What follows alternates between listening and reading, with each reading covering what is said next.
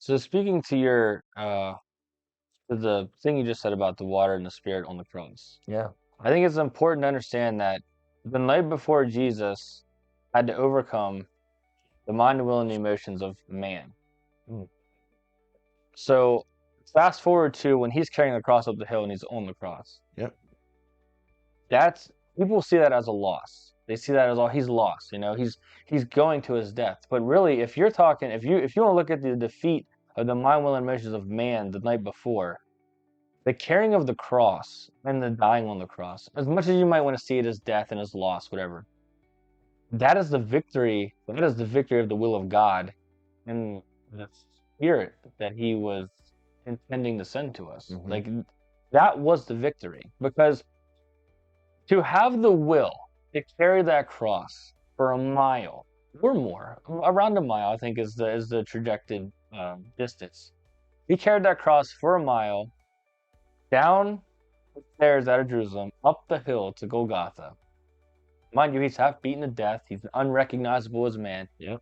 And it's not like he was, dropping the cross every 15 feet. He carried the cross. It didn't say that he dropped the cross and he had to pick it up and he dropped the cross. The Bible is very specific on things that happened. It's very specific on things that took place, especially during this time. You have four gospels from four different perspectives that paint the bigger picture. And nowhere in that gospel, no one in there, none of the gospels does say, and Jesus carried the cross and he dropped it. Yeah. And Jesus had to pick the cross back up and had to carry it. He clung to the cross because he knew that he knew the victory was impending. Yeah.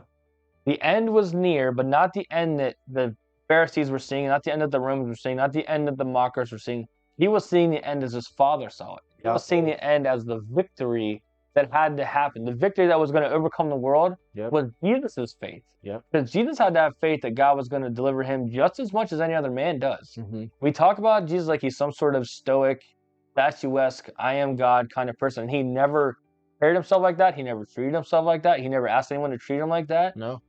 I mean, they kept saying he was. Yeah, even in the midst of his trials, and they said, "Are you God?" He's like, I mean, you said it. I didn't say it, And he kept silent through the entire thing. But all of a sudden, we see that it wasn't just Jesus as God that was overcoming this. It was Jesus as a man of faith that was walking this out because he sought to do the will of his Father who sent him.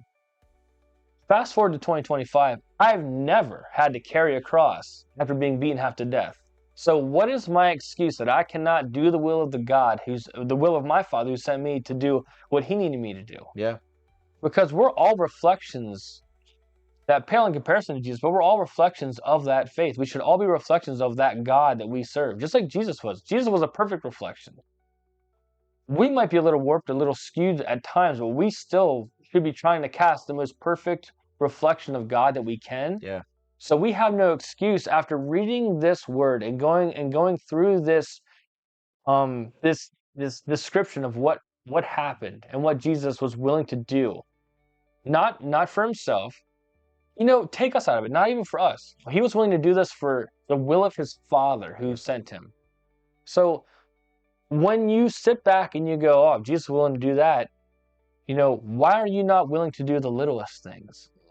You know what I mean? Like, not to condemn I'm speaking to myself just as much as I'm speaking to anyone that's watching this. Like, where's the excuse? What excuse do you have?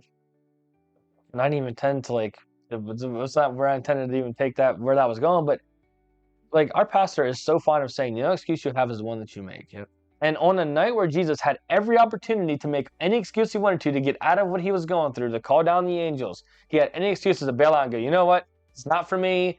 You all people ain't worth it. You're supposed to be my friends. And like Pastor said, it said all of his disciples left him. Everyone. No one was there for him. They were there at the trial. It says they were there at the trial, but as soon as it got nasty, they were like, nah, I don't want to be part of this. Nope. Except when he was sent on the cross, because he looks down and he says, this is your mother. Yeah. This is your son.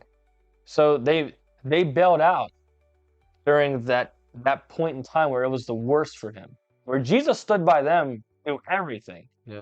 Peter's mom being sick, Lazarus, dying and coming back to life. Whatever they went through as disciples, Jesus stood there. He was by them. Yeah. Through whatever. And he was there to encourage them, there to parable to them, and help them understand that this isn't the end, that it's going to get better. But where were they to tell him the same thing when he was being whipped and beaten in a public forum? They couldn't handle it. They couldn't handle it.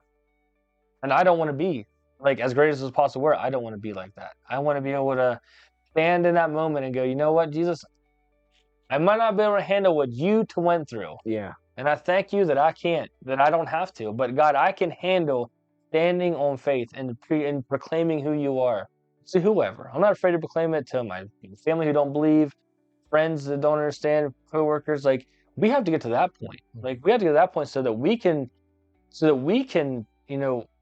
say at the end of it, not even what we can say, but we get them, we can hear God say, well done. Well done. Good and faithful. Faithful servant. Not well done, good servant. No. Okay servant. Well done, good and faithful servant. Yeah. Good and faithful. Crazy. Yeah. It is very much so.